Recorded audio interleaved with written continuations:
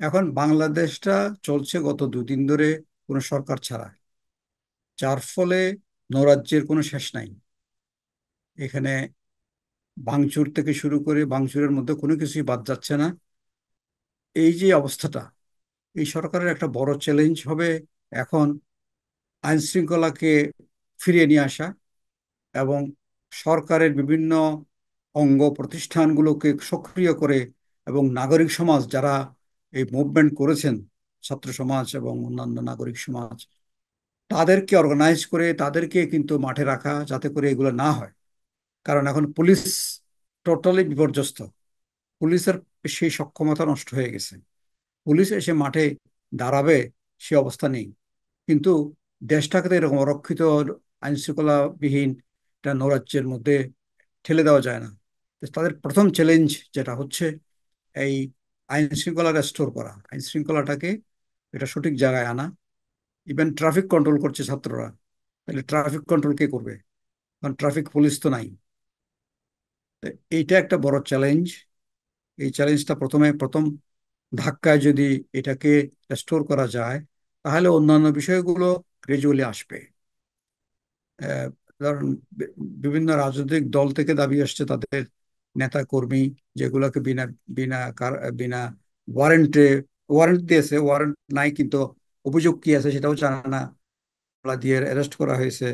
অনেক মানুষ আছে, এদের মুক্তি চায়। তো যে এত সরকার গিয়ে বসার পরে হয়তো এটাও একটা বিষয় হয়ে দাঁড়াবে, এদেরকে মুক্তি দেওয়া এবং সমস্ত প্রতিষ্ঠানগুলোকে সচল করা। কারণ আমি আজকে একটা সরকারি অফিসে গিয়েছিলাম, গিয়ে দেখলাম যে একটা একটা কক্ষে গিয়ে দেখলাম যে সমস্ত চেয়ারগুলো খালি, কোনো লোক নাই। আর একটা কক্ষে গিয়ে দেখলাম যে যিনি কি অফিসিয়াল তিনি নাই। তৃতীয় কক্ষে যাইও দেখলাম যে ঠিক ওখানে কোনো একজন পিয়ন এবং একজন ক্লার্ক আসছিলেন, উনি চলে যাচ্ছেন, তখন বাজে 2টা, আর কেউ নাই। তাহলে এখানে এখানে এটা কেন নাই, কেন তারা? অনেকে ভয় পেয়েছেন, ভয় পেয়ে আসছেন না, অনেকে পালিয়েও গেছেন। তাহলে এরকম একটা অবস্থায় সরকারি অফিসগুলো থেকে আবার নতুনভাবে কাজ শুরু করানোটা একটা বিরাট চ্যালেঞ্জ। এটা প্রথম সচিবালয়, তারপরে হবে মাঠ প্রশাসন। সচিবালয়কে ক্রিয়াশীল করা, তারপর মাঠ প্রশাসন, বিশেষ করে বিভাগীয় কমিশনার অফিস থেকে, ডেপুটি কমিশনার অফিস থেকে, ইউএনও অফিস থেকে নিচের দিকে, এগুলোকে সক্রিয় করা। আর আরেকটা কাজ হচ্ছে যে এগুলোকে সক্রিয় করার জন্য সাথে সাথে স্থানীয় সরকার প্রতিষ্ঠানগুলো, ইউনিয়ন পরিষদ, উপজেলা পরিষদ, জেলা পরিষদ, পৌরসভা, সিটি কর্পোরেশন, তাদেরকে সক্রিয় করা। কারণ প্রশাসনের সাথে সাথে লোকালি কিন্তু এদেরকেও সক্রিয় করতে হবে, লোকাল লেভেলে। যেমন এখন মিউনিসিপ্যালিটির ময়লা আবর্জনা পরিষ্কার করার জন্য লোক নাই। ছেলে মেয়েরা দেখলাম চিটাগাঙে রাবিশ ক্লিন করতেছে। তাহলে এইগুলো রেস্টোর করাটা একটা বড় চ্যালেঞ্জ হয়ে যাবে। কারণ আগের কোন তত্ত্বাবধায়ক সরকারের কাছে এগুলো কোনো চ্যালেঞ্জ ছিল না। তারা এসেছিলেন শুধু নির্বাচন করবেন, নির্বাচন করার জন্য যা যা করার তারা সেগুলো করেছেন। কিন্তু এখনকার অবস্থায় নির্বাচনটা এখন এই মুহূর্তে ইম্পর্টেন্ট না। যদিও আজকের বিএনপির মিটিং এ শুনলাম তারা 3 মাসের মধ্যে নির্বাচন চায়। কিন্তু এখন যে অবস্থায় দেশ আছে, একটা বিরাট শূন্যতার মধ্যে, গভর্নেন্স ভ্যাকুয়ামের মধ্যে, কোনো গভর্নেন্স নাই এই দেশে। প্রথমে গভর্নেন্স রেস্টোর করা, এটা একটা বড় কাজ। আমার মনে হয় যদি সাধারণ যেহেতু সকল মানুষের স্বতঃস্ফূর্ত অংশগ্রহণ ছিল, কোটি কোটি লাখ লাখ মানুষের, তারা হয়তো আবার এগিয়ে আসলে, সরকারের সাথে সহযোগিতা করলে এই কাজটা সহজ হতে পারে। যে আইন শৃঙ্খলা রেস্টোর করা, তারপর আস্তে আস্তে অনেকগুলো কাজ আছে সেগুলো করতে হবে। এর মধ্যে ধরেন বড় ধরনের আহ, প্রশাসনকে সচল করার কথা তো বললামই। কিছু রিফর্ম এজেন্ডা নিয়ে তারা হয়তো লং টার্মে কাজ করতে পারে। এখন সরকারের মেয়াদ কতদিন হবে সেটাও একটা প্রশ্ন। মেয়াদটা কতদিনের জন্য হবে এবং এটার আইনগত ভিত্তি কি হবে, হ্যাঁ, সেগুলো ক্লিয়ার না হলে পরিষ্কার করে বলা সম্ভব হচ্ছে না। কারণ যদি এখন এগুলো কুশনের কথা বলাটা কতটুকু সঙ্গত জানি না। যদি ধরেন যিনি প্রাইম মিনিস্টার চলে গেলেন, মাননীয় প্রাইম মিনিস্টার, তিনি যদি যাওয়ার আগে পার্লামেন্ট থেকে একটা আইন পাশ করে ক্ষমতাটা কাউকে দিয়ে যেতেন বা কিছু একটা করতেন, যেটা 96 সালে বেগম জিয়া করেছিলেন, যে একটা আইন পাশ করে রাষ্ট্রে গিয়ে তত্ত্বাবধায়ক সরকার দিয়েছিলেন বা যাই করেন, এগুলোতে কিছুই নাই, হয় নাই। এদিকে সবাই পালিয়ে বেড়াচ্ছে, মন্ত্রী এমপি কেউ নাই। মন্ত্রী এমপিদের ডেকে একটা অধিবেশন করবেন সেরকম অবস্থা নাই দেশে। এখন পার্লামেন্ট বাতিল হয়ে গেছে। তাহলে বিরাট শূন্যতা, চারিদিক দিয়ে শূন্যতা। আর আরেকদিকে হচ্ছে অর্থনৈতিক বিপর্যয় দেশে, যে ফরেন কারেন্সি থেকে শুরু করে ব্যবসা বাণিজ্য স্থবিরতা থেকে শুরু করে অনেক কিছু। এই জন্য এই সরকারের কাছে চ্যালেঞ্জগুলো বহুমুখী। বহুমুখীর মধ্যে যেগুলো দীর্ঘমেয়াদে করা দরকার সংস্কার, সেগুলো করার আগে ব্যস্ত থাকতে হবে। House, to keep house in order. হাউসটা ডিসঅর্ডারে, সাংঘাতিক ডিসঅর্ডারে আছে। হাউসটাকে অর্ডারে আনার জন্য প্রথম কাজ করতে হবে।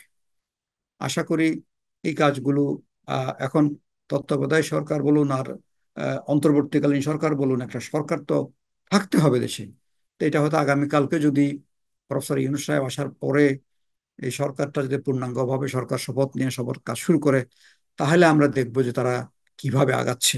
তবে তাদের প্রথম চ্যালেঞ্জ হচ্ছে আইন শৃঙ্খলা এবং দেশের যে ভাঙচুর, নৈরাজ্য, আহ, এটাকে কন্ট্রোল করা। এটা কন্ট্রোল করে প্রশাসনকে সক্রিয় করা, এবং আহ, অর্থনীতির বিষয়গুলো পরে আসবে। কিন্তু এখানে এতটুকু আমি এখন প্রথম মনে করি।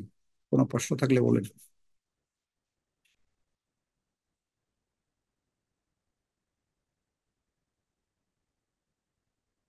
জি।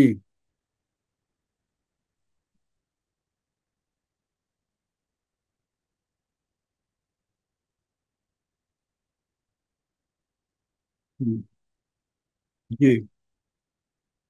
গা ঢাকা দিয়েছেন। সেক্ষেত্রে এখন কথা হচ্ছে তারা অভয় দিতে হবে যাদের বিরুদ্ধে কোনো রকমের বড় ধরনের অভিযোগ নাই। তারা তাদের কাজ করুন, তারা তাদের কাজ করুন। আহ, এখন ধরুন প্রত্যেকটা ইউনিয়ন পরিষদ তো আর এরকম চেয়ারম্যানরা তো এই অবস্থায় থাকার কথা না, তারা তো এলাকাতেই থাকার কথা। আমি বলছি যে এটা, আর সরকারের অফিসাররা, কর্মচারীরা, তারা তো থাকার কথা। যদি না থাকে এখন বিকল্প ব্যবস্থা করতে হবে। কিন্তু এগুলোকে সক্রিয় করতে হবে। ইউনিয়ন পরিষদের চেয়ারম্যান না থাকলে মেম্বাররা আছে, একদম দায়িত্ব নেবেন। উপজেলা পরিষদের চেয়ারম্যান না থাকলে ভাইস চেয়ারম্যান আছে। আহ, এটা একটা অন্তর্বর্তী ব্যবস্থা নিতে হবে। সিটি কর্পোরেশনের ঠিক একই অবস্থা, কিন্তু এগুলোকে কার্যকর করতে হবে। কারণ রাস্তাঘাটের ময়লা আবর্জনা কে পরিষ্কার করবে? হ্যাঁ, রাবিশ কে পরিষ্কার করবে? এটা করতে হবে। আর লোকাল অ্যাডমিনিস্ট্রেশন, পুলিশ এখন বিভিন্নভাবে পুলিশ বিপর্যস্ত। পুলিশের এটার বিকল্প, পুলিশের বিকল্প এখন ছট করে পাওয়া মুশকিল। পুলিশের বিকল্প পাওয়া যাবে না। কিন্তু আর্মি সানসাদ দিয়ে এই এলাকাটা রক্ষা করা যাবে। কিন্তু আলটিমেটলি পুলিশকে রিঅর্গানাইজ করতে হবে, পুলিশদেরকে এসে তাদের কাজ যোগদান করতে হবে। যারা নাই তারা নাই, কিন্তু যারা আছেন, যারা উইলিং, তাদেরকে দিয়ে কিন্তু শুরু করতে হবে কাজ। আমি সেটাই বলছি। কারণ পুলিশের কোনো বিকল্প নাই। পুলিশিং সিস্টেম, এটার কোনো বিকল্প নাই। পুলিশকে ব্যক্তি হিসেবে আপনি অপছন্দ করতে পারেন, কিন্তু প্রতিষ্ঠান হিসেবে পুলিশ এটা অপরিহার্য, এটা লাগবে। এবং আর্মি দিয়েও আপনি কিন্তু বেশি দিন এটা চালাতে পারবেন না, কারণ তারা এগুলো তো অভ্যস্ত না। থানা চালানো পুলিশের আর্মির কাজ না। আর্মি হয়তো প্রতিরক্ষাটা দিতে পারে, সুরক্ষা দিতে পারে, কিন্তু কাজটা চালাতে হবে পুলিশকে। সেজন্য তারা নতুন সরকার আসার পরে আমরা তাদের কাছে এটা চ্যালেঞ্জ হবে পুলিশ বাহিনীকে সংগঠিত করে থানাগুলোকে সক্রিয় করা এবং লোকাল অ্যাডমিনিস্ট্রেশনকে সক্রিয় করা। তারপরে সচিবালয়, যেখানে ওনারা বসবেন সরকার, সেই সচিবালয়ের সচিবরা তো সবাই আছেন নিশ্চয়ই, তারা আসবেন, বা সচিবালয়ের অন্যান্য কর্মচারীরা। সচিবালয়ে হয়তো বিভক্তি আছে কিছুটা, এই আগের গভর্নমেন্টের পক্ষের কিছু লোক, বিপক্ষের কিছু লোক। সুতরাং লোক পাওয়া যাবে, লোক থাকবে, কিন্তু এগুলোকে নিয়ে কাজ শুরু করাটা একটা বড় চ্যালেঞ্জ। তা আমরা এটা এখন বলতে পারবো না। আমরা এমনি বায়াস উইশ থাকবে তারা সফল হোক, সবাই সহযোগিতা করুক, এবং একটা সহযোগিতার মনোভাব নিয়ে সবাই কাজ করুক, এবং তারাও সহযোগিতা গ্রহণের জন্য তৈরি থাকুন। কিভাবে নিতে হবে সেটা মেথড ডিভাইস করুন, মেথড ঠিক করুন। এটাই আশা করবো আর কি।